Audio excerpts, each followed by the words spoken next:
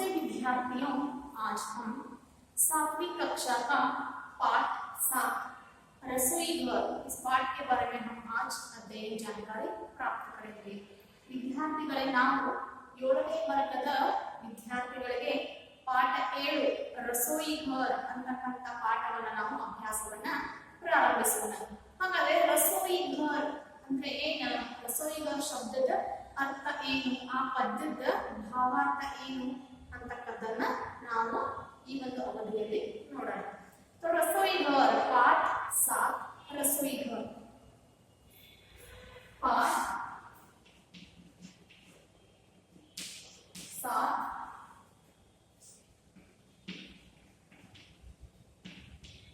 रसोई घर। रसोई घर ಅಂತಂದ್ರೆ ಏನ? ಅಡುಗೆ ಮನೆ।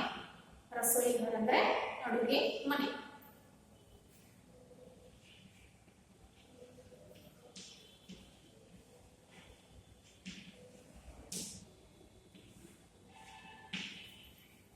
तो रसोई घर अड़ुगे मने। तो बच्चों देखिए, रसोई घर में बहुत सारे सामान वस्तुएं होते हैं। हमें कुछ नए नए वस्तुएं लाकर और कुछ नए नए कपड़े लाकर पहनते हैं, मौज मस्ती करते हैं। लेकिन खाने के लिए खाना चाहिए ना, तो खाना बनाने के लिए हमें बहुत सारे सामान चाहिए। तो रसोई घर में कौन कौन से सामान या वस्तु होते हैं? रसोई घर में जालीदार होते हैं और बासूल होते हैं और छीलना, सभी वस्तु हमें बहुत ही महत्वता होते हैं। तो यहाँ देखिए, रसोई घर में हमें बहुत सारे मसाले पदार्थ और उनके साथ साथ हमें तरकारियाँ और दाल, चावल, आटा, इन सभी वस्तुएं कहाँ होते हैं? रसोई घर में। ವಿದ್ಯಾರ್ಥಿಗಳೇ ನೋಡಿ, ನಾವು ಅಡುಗೆ ಮನೆಯಲ್ಲಿ ನಾವು ಅಡುಗೆಯನ್ನ ತಯಾರಿಸ್ತೀವಿ, ನಾವು ಹೊಸ ಹೊಸ ಬಟ್ಟೆಯನ್ನ ತರ್ತೀವಿ, ಆದ್ರೆ ಆ ಹೊಸ ಬಟ್ಟೆಗಳನ್ನ ನಾವು ಹಾಕೋತೀವಿ, ಆದ್ರೆ ಅವುಗಳನ್ನ ಇಡ್ಲಿಕ್ಕೆ ಅಂತಕ್ಕಂಥದ್ದೇ ಆದ ಸ್ಥಳ ಇರ್ತದೆ। ಆದ್ರೆ ಇಲ್ಲಿ ಅಡುಗೆ ಮನೆಯಲ್ಲಿ ಅಡುಗೆಗೆ ಬೇಕಾದಂತಹ ವಸ್ತುಗಳನ್ನ ಮಾತ್ರ ನಾವು ಇಲ್ಲಿ ಹಾಕಿ ಇಡಬಹುದು। ಅಂದ್ರೆ ಯಾವ ವಸ್ತುಗಳು? ಅಡುಗೆ ಮನೆಯಲ್ಲಿ ಜಾಲಿದಾರ್ ಖರಾಬ್ ಬೇಕು, ಡಬ್ಬಿಗಳು ಬೇಕು, ಆಮೇಲೆ ಚಲ್ನಿ ಚಿನ್ನ ಅಂದ್ರೆ ಎಡೆಗೆ ಬೇಕು, ಆಮೇಲೆ ತಾಟಗಳು ಪ್ಲೇಟ್ಗಳು ಬೇಕು, ಆಮೇಲೆ ಮಸಾಲೆ ಪದಾರ್ಥಗಳು ಬೇಕು, ತರಕಾರಿಗಳು ಬೇಕು, ಆಮೇಲೆ ಬೇಳೆ, ಅಕ್ಕಿ, ತದನಂತರ ಇವೆಲ್ಲ ವಸ್ತುಗಳು ನಮಗೆ ಬಹಳಷ್ಟು ಮಹತ್ವಪೂರ್ಣವಾದಂತಹ ವಸ್ತುಗಳು। ಯಾಕಂದ್ರೆ ನಮಗೆ ಅಡಿಗೆ ಮಾಡ್ಲಿಕ್ಕೆ ಬೇಕಾಗುವಂತಹ ವಸ್ತುಗಳು। ಹಾಗಾದ್ರೆ ಅಡಿಗೆ ಮಾಡ್ಲಿಕ್ಕೆ ಮೆಥಿ, ಆಮೇಲೆ ಜೀರಾ, ಹಿಂಗ, ಹಲ್ದಿ, ಚಾವಲ, ದಾಳ, ಇವೆಲ್ಲ ಏನ ಬಹಳಷ್ಟು ಪ್ರಮುಖವಾದಂತಹ ವಸ್ತುಗಳು। ನಾವೆಲ್ಲ ಅಡಿಗೆ ಮಾಡ್ಲಿಕ್ಕೆ ಬೇಕಾಗುವಂತಹ ವಸ್ತುಗಳು। ಹಾಗಾದ್ರೆ ಈ ಒಂದು ಪದ್ಯದಲ್ಲಿ रसोई घर ಅಂದ್ರೆ ರಸ ಅಡುಗೆ ಮನೆ। तो छात्र इस कविता के द्वारा रसोई घर में प्रयुक्त कुछ वस्तुओं के हिंदी शब्दों के प्रयोग से परिचित होंगे। तो देखिए, छात्र इन्हें विद्यार्थियां आप लोग इस कविता के द्वारा इन्हें रसोई घर के कविता के मुखांतर प्रयुक्त कुछ वस्तुओं, इन्हें रसोई घर में कौन कौन से वस्तुएं रहते हैं, तो उन वस्तुओं को नाम क्या क्या है, इसके बारे में हम जानकारी प्राप्त करने के लिए छात्र इन्हें तुम लोग अभ्यास करने के लिए इस कविता रखा गया है। तो हिंदी शब्दों के प्रयोग से परिचित होंगे। तो इन वस्तुओं को नाम क्या है और रसोई घर में कौन कौन से वस्तुएं होते हैं और उनका नाम क्या है, सभी वस्तुओं के परिचित करने के लिए इस कविता का अध्ययन आज हम शुरू करेंगे। नामिली विद्यार्थिಗಳು छात्र इस कविता के द्वारा ಅಂದ್ರೆ ವಿದ್ಯಾರ್ಥಿಗಳು ಈ ಪಾಠದ ಮುಖಾಂತರ रसोई घर में प्रयुक्त ಅಡುಗೆ ಮನೆಯಲ್ಲಿ ಪ್ರಯುಕ್ತ ಸಿಗತಕ್ಕಂತಹ वस्तुओं के हिंदी शब्दों के प्रयोग से परिचित होंगे। ಅಡುಗೆ ಮನೆಯಲ್ಲಿ ನಾವು ನೋಡತಕ್ಕಂತಹ ವಸ್ತುಗಳನ್ನ ಅವುಗಳಿಗೆ ನಾವು ಕನ್ನಡ ಒಳಗ ಇದು ಪರಾತ್, ಇದು ಪ್ಲೇಟ್, ಇದು ತಟ್ಟೆ, ಇದು ಒಂದು ಡಬ್ಬಿ, ಇದು ಇಳಿಗೆ, ಇದು ಚಾಕು, ಇದು ತರಕಾರಿ ಸಬ್ಜಿ ಅಂತ ಕನ್ನಡ ಒಳಗೆ ಇರ್ತದೆ. ಆದ್ರೆ ಇವುಗಳಿಗೆ ನಾವು ಹಿಂದಿ ಒಳಗೆ ಏನಂತೀವಿ, ಅವುಗಳಿಗೆ ನಾವು ಹಿಂದಿ ಒಳಗೆ ಕೆಲವೊಂದು ಮಸಾಲೆ ಪದಾರ್ಥಗಳಿಗೆ ಏನಂತೀವಿ, ತರಕಾರಿಗಳು ಬರ್ತಾವ, ತರಕಾರಿಗಳಿಗೆ ಏನಂತೀವಿ ಅನ್ನೋದನ್ನ ತಿಳ್ಕೊಳ್ಳಿಕ್ಕಾಗಿ ಈ ಒಂದು ಪಾಠವನ್ನ ವಿದ್ಯಾರ್ಥಿಗಳಿಗೆ ಹೇಳಿದ್ದಾರೆ. ನಾವು ಕನ್ನಡದಲ್ಲಿ ಏನಾದ್ರು ಅಡುಗೆ ಮನೆಯಲ್ಲಿರ್ತಕ್ಕಂಥ ವಸ್ತುಗಳನ್ನ ಕೇಳಿದ್ವಿ ಅಂದ್ರೆ ಆ ವಸ್ತುವಿನ ಹೆಸರನ್ನ ಹೇಳ್ತೀವಿ. ಆಮೇಲೆ ಅದನ್ನೇ ಹಿಂದಿ ಒಳಗೆ ನಾವು ಕೇಳಿದ್ವಿ ಅಂದ್ರೆ ಅದು ನಮ್ಗೆ ಹೇಳಲಿಕ್ಕೆ ಬರಬೇಕು. ಅದಕ್ಕಾಗಿನೇ ಈ ಒಂದು ಪಾಠವನ್ನ ಇಲ್ಲಿ ಇದ್ದಾರೆ. शास्त्र इस कविता के द्वारा रसोई घर में प्रयुक्त कुछ वस्तुओं के हिंदी शब्दों के प्रयोग से परिचित होंगे. ಅದಕ್ಕೆ ಹೇಳ್ಯಾರು ಈ ಕವಿತೆಯ ಮುಖಾಂತರ ಅಡುಗೆ ಮನೆಯಲ್ಲಿ ಸಿಗತಕ್ಕಂತಹ ವಸ್ತುಗಳ ಹೆಸರನ್ನ ತಿಳಿದುಕೊಳ್ಳಕ್ಕಾಗಿ ಈ ಪಾಠವನ್ನ ಇಲ್ಲಿ ಅದರ ಪರಿಚಯವನ್ನ ನೀವು ತಿಳಿದುಕೊಳ್ಳಿ ಅನ್ನುವ ಸಲುವಾಗಿ ರಸೋಯಿ ಘರ್ ಅನ್ನತಕ್ಕಂತಹ ಒಂದು ಕವಿತೆಯನ್ನ ನಿಮಗೆ ಇಲ್ಲಿ ನೀಡಿದ್ದಾರೆ. ಹಾಗಾದ್ರೆ ಛಲನಿ ಅಂದ್ರೆ ಏನ, ಜಾಲಿದಾರ್, ಜಾಲಿದಾರ್ ಅಂದ್ರೆ ಪದಾರ್ಥ, ಛಲನಿಯಲ್ಲಿ ಅದೊಂದು ಉಪಕರಣ. ಸಬ್ಜಿ ಅಂದ್ರೆ ತರಕಾರಿ, ಚೀಲನ ಅಂದ್ರೆ ಚಿಲಕ ಅಂದ್ರೆ ಇಳಿಗೆ. ಆಮೇಲೆ ಇವೆಲ್ಲ ಏನ ಇಂತಹ ಶಬ್ದಗಳನ್ನ ನಾವಿಲ್ಲಿ ಅಭ್ಯಾಸವನ್ನ ಮಾಡಬೇಕಾಗಿದೆ. तो ನಾವಿಲ್ಲಿ ರಸೋಯಿ ಘರ್ ಪದ್ಯವನ್ನ ಒಂದ್ಸಲ ಹಾಡಿ ಹೇಳ್ತೀನಿ, ತದನಂತರ ಈ ಪಾಠದ ಈ ಕವಿತೆಯ ವಿವರಣೆಯನ್ನ ನೀಡ್ತೀನಿ. आज रसोई घर की खिड़की मुन्ना मुन्नी खोल रहे हैं, अंदर देखा चकला बेलन चाकू छलनी बोल रहे हैं, मैं चाकू सब्जी फल काटू, टुकड़ा टुकड़ा सबको बांटू, गाजर मूली प्याज टमाटर चीलो काटो रखो सजाकर, गोल चांद सी हूँ मैं थाली बज सकती हूँ बनकर ताली, मुझ में रोटी सब्जी डाली और सभी ने झटपट खा ली. रसोई घर अಡುಗೆ मने कविते. आज रसोई घर की खिड़की, तो रसोई घर को हम देखें तो रसोई घर में खिड़कियां होते हैं. तो खिड़कियां यहाँ रसोई घर में है. तो यहाँ दो लड़का और एक लड़की, एक लड़का, दोनों क्या कर रहे हैं, वहां रसोई घर की जो खिड़की है तो खिड़की को खोल रहे हैं. कौन खोल रहा है, मुन्ना और मुन्नी. तो यहाँ रसोई घर है, रसोई घर, रसोई घर में तो कौन खोल रहा है, मुन्ना और मुन्नी. ವಿದ್ಯಾರ್ಥಿಗಳೇ, ಪ್ರತಿಯೊಂದು ಅಡುಗೆ ಮನೆಗೆ ಕಿಟಕಿಗಳಿರ್ತಾವೆ, ಹೌದಲ್ಲ? ಆ ಕಿಟಕಿಗಳನ್ನ ಯಾರು ತೆಗೆದು ನೋಡ್ತಾ ಇದ್ದಾರೆ, ಯಾರು ತೆಗಿತಾ ಇದ್ದಾರೆ ಅಂದ್ರೆ ಮುನ್ನಾ ಮುನ್ನಿ ಅಂತಕ್ಕಂತಹ ಹುಡುಗ ಮತ್ತು ಹುಡುಗಿ ಆ ಒಂದು ಕಿಟಕಿಯ ಬಾಗಿಲನ್ನ ತೆಗಿತಾ ಇದ್ದಾರೆ. आज रसोई घर की खिड़की मुन्ना मुन्नी खोल रहे हैं. आज रसोई घर की खिड़की, जो रसोई घर है तो रसोई घर की खिड़की कौन खोल रहे हैं, मुन्ना और मुन्नी.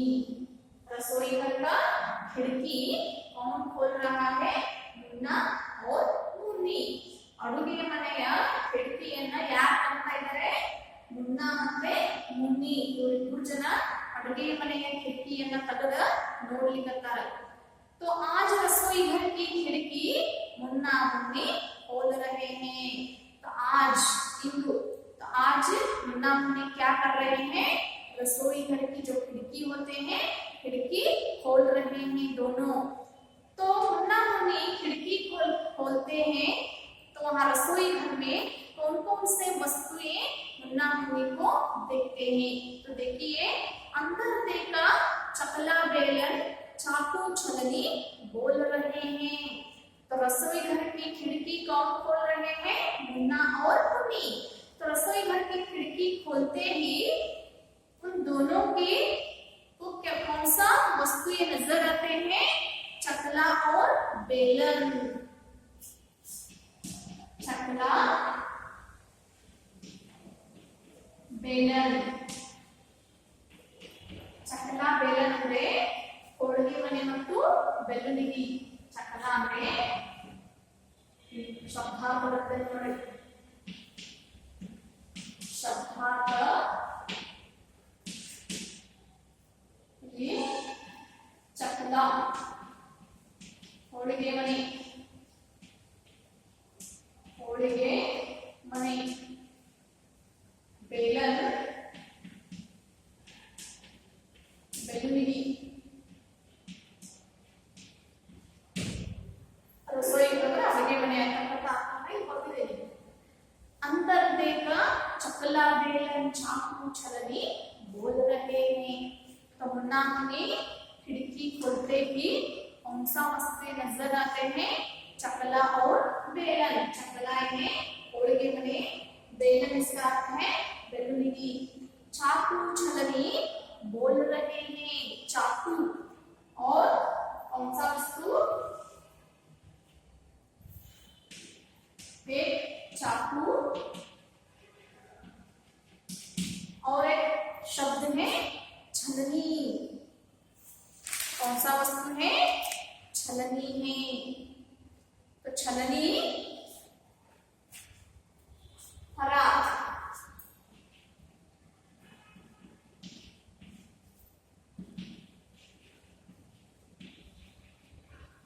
चकला बेलन चाकू छलनी, होळिगे मने, बेलुनी, चाकू ಮತ್ತೆ ಹರ। अंतर देखा चकला बेलन चाकू छलनी बोल रहे हैं। तो देखिए रसोई घर की खिड़की खोलते ही उन दोनों के नजर आते हैं चकला बेलन, होळिगे मने ಮತ್ತು बेलुनी। चाकू छलनी बोल रहे हैं। चकला बेलन चाकू छलनी आपस में बातचीत कर रहे हैं। तो ये तो किसका नजर आते हैं? मुन्ना और मुन्नी देखते हैं। कौन देख रहे हैं? खिड़की खोलकर मुन्ना और मुन्नी। तो मुन्ना मुन्नी को कौन सा वस्तु नजर आते हैं? चकला बेलन चाकू छलनी बोल रहे हैं। ಇಲ್ಲಿ ನೋಡ್ರಿ ಅಡುಗೆ ಮನೆ ಕಿಟಕಿಯನ್ನ ಮುನ್ನಾ ಮತ್ತೆ ಮುನ್ನಿ ತೆಗೆದ ಕೂಡಲೇ ಅವರಿಗೆ ಒಳಗಡೆ ಕೆಲವೊಂದು ವಸ್ತುಗಳು ಕಾಣಿಸ್ತಾವೆ। ಯಾವ ವಸ್ತುಗಳು? ಹೋಳಿಗೆ ಮನೆ, ಬೆಳ್ಳುಳ್ಳಿ, ಚಾಕು ಮತ್ತೆ ಪರಾತ್, ನಾಲ್ಕು ಮಾತಾಡಕತ್ತಿದ್ವು ಅಂತ ಅಡುಗೆ ಮನೆಯಲ್ಲಿ ಅಂತ ಯಾರಿಗೆ ಕಾಣಿಸ್ತದ ಈ ಒಂದು ದೃಶ್ಯ? ಮುನ್ನಾ ಮತ್ತೆ ಮುನ್ನಿಗೆ ಕಾಣಿಸ್ತದ। तो मुन्ना मुन्नी बोल रहे हैं, अंदर देखा चकला बेलन चाकू छलनी बोल रहे हैं। ಅವಾಗ ಕಿಟಕಿಯನ್ನ ಸಾವಕಾಶವಾಗಿ ತೆಗೆದ ಕೂಡಲೇ ಅಲ್ಲಿ ಹೋಳಿಗೆ ಮನೆ, ಬೆಳ್ಳುಳ್ಳಿ, ಚಾಕು ಮತ್ತೆ ಛಲನಿ ತನ್ನಷ್ಟಕ್ಕೆ ತಾವೇ ನಾಲ್ಕು ಮಾತಾಡಕತ್ತಿದ್ವು ಅಂತ। ಇದು ಒಂದು ದೃಶ್ಯ ಮುನ್ನಾ ಮುನ್ನಿಗೆ ಕಿಟಕಿ ತೆಗೆದ ತಕ್ಷಣ ಕಾಣಿಸ್ತದ। तो मैं चाकू सब्जी फल काटू, टुकड़ा टुकड़ा सबको बांटू। तो चकला बेलन चाकू छलनी किस विषय पर बातचीत कर रहे हैं? आगे हम देखते हैं इस कविता में कौन कौन से वस्तुएं से कौन कौन सा काम होते हैं, ಯಾವ ಒಂದು ವಸ್ತುವಿಂದ ಯಾವ ಒಂದು ಕೆಲಸ ಆಗ್ತದೆ ಅನ್ನೋದನ್ನ, ಚಾಕು ನಂದು ಈ ಕೆಲಸ, ಆಮೇಲೆ ಛಲನಿ ಹರಾದ್ ನನ್ನಿಂದ ಈ ಕೆಲಸ ಆಗ್ತದ, ಚಕಲಾ ಬೆಲೂನ್ ಹೋಳಿಗೆ ಮನೆ ಬೆಲೂನ್ಗೆ ನನ್ನಿಂದ ಈ ಕೆಲಸ ಆಗ್ತದ ಅಂತಕ್ಕಂಥ ವಿಷಯವನ್ನ ತಮ್ಮಷ್ಟು ತಾವೇ ಏನ್ ಮಾಡ್ತಾ ಇದ್ವು? ಮಾತಾಡ್ತಾ ಇದ್ವು। तो अंदर देखा चकला बेलन चाकू छलनी बोल रहे हैं। तो पहला चाकू कहते हैं, मैं चाकू सब्जी फल काटू, टुकड़ा टुकड़ा सबको बांटू। तो मैं तो चाकू हूँ। तो चाकू का काम क्या है? फल काटना और सब्जी काटना। चाकू का काम क्या है? सब्जी काटना और फल काटना। अद चाकू ಹೇಳ್ತೈತೆ ಅಂತ ಒಳಗಡೆಗೆ ತನ್ನಷ್ಟು ತಾವ ಏನ್ ಮಾತಾಡ್ಕೊತಾ ಇದ್ವು ಅಂದ್ರೆ, ನಾನು ಚಾಕು, ಮೇ ಚಾಕು ಅಂದ್ರೆ ನಾ ಚಾಕು ಅದೇನು, ಸಬ್ಜಿ ಫಲ್ ಕಾಟು, ಚಾಕುವಿನ ಕೆಲಸ ಏನು? ತರಕಾರಿಗಳನ್ನ, ಹಣ್ಣುಗಳನ್ನ ಕತ್ತರಿಸುವುದು। ಅದಕ್ಕಾಗಿ ಹೇಳ್ತಾ ಇದೆ ಮೇ ಚಾಕು, ನಾನು ಚಾಕು ಅದೇನಿ। ಹಾಗಾದ್ರೆ ನನ್ನ ಕೆಲಸ ಏನ? ಹಣ್ಣುಗಳನ್ನ ಮತ್ತು ಹೂಗಳನ್ನ ಕತ್ತರಿಸುವುದು। ಹಾಗಾದ್ರೆ ಸಬ್ಜಿ ಅಂದ್ರೆ ತರಕಾರಿ, सब्जी तरकारी, फल ಅಂದ್ರೆ ಹಣ್ಣು, फल हಣ್ಣು,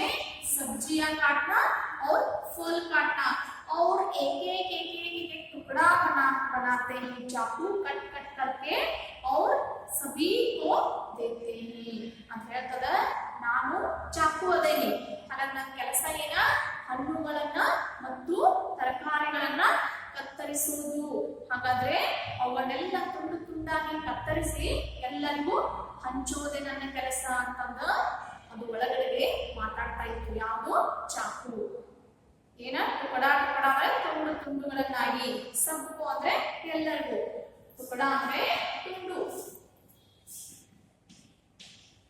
ಟುಕಡ ಅಂದ್ರೆ ಕಡಾಕ ತುಂಡು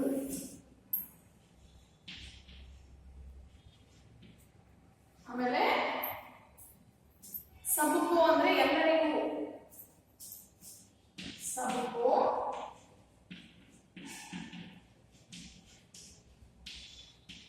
ಸಬ್ಬು ಎಲ್ಲರಿಗೂ ಬಾಂಟು ಅಂದ್ರೆ ಹಂಚುವುದು ಬಾಂಟನ ಬಾಂಟನ ಅಂದ್ರೆ ಹಂಚುವುದು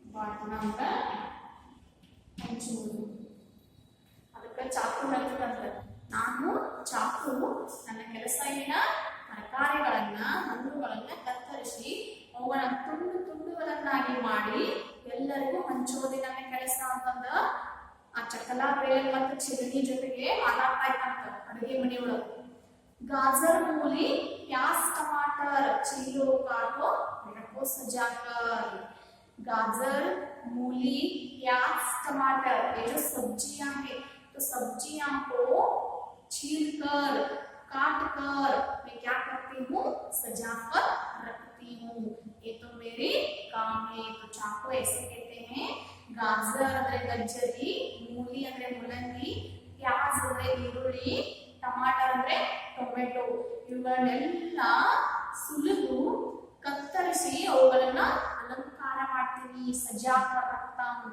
ಅಂತ ಹೇಳ್ತದ गाजर मूली प्याज टमाटर चीलो काटो रखो सजाकर जो भी सब्जियां होते हैं सब्जियां को काटता हूँ पहले छीलता हूँ और बाद में काटता हूँ और सजाकर रखता हूँ ನಾನು ಗಜ್ಜರಿ ಮುಲ್ಲಂಗಿ ಮತ್ತು ಈರುಳ್ಳಿ ಮತ್ತು ಟೊಮೆಟೊವನ್ನ ಎಲ್ಲವನ್ನ ಸುಲಿದು ಅವುಗಳನ್ನ ಕತ್ತರಿಸಿ ಅಲಂಕಾರವನ್ನಾಗಿ ಮಾಡ್ತೀನಿ ಅಂತಂದ ಚಾಕು ಅಡುಗೆ ಮನೆಯೊಳಗ ಚಕಲ ಬೇಲನ್ ಮತ್ತೆ ಚಗನಿ ಜೊತೆಗೆ ಮಾತಾಡ್ತಾ ಇತ್ತು ಅದನ್ನ ಯಾರು ನೋಡಿದ್ರು ಮುನ್ನ ಮತ್ತೆ ಮುನ್ನಿ ಇದನ್ನ ತಿಳ್ಕೊಳ್ಳಿ ರಸೋಯಿ ಮರದ ಕಿಟಕಿಯನ್ನ ತೆಗೆದವರು ಯಾರು ಮುನ್ನ ಮತ್ತೆ ಮುನ್ನಿ ಆ ಮುನ್ನ ಮುನ್ನಿ ಕಿಟಕಿಯ ಬಾಗಿಲವನ್ನ ತೆಗೆದಾಗ ಅವರಿಗೆ ಯಾವ ವಸ್ತುಗಳು ಕಾಣಿಸ್ತಾವು ಒಳಗಡೆಗೆ कौन कौन से वस्तुएं अंदर देखकर और चकला बेलन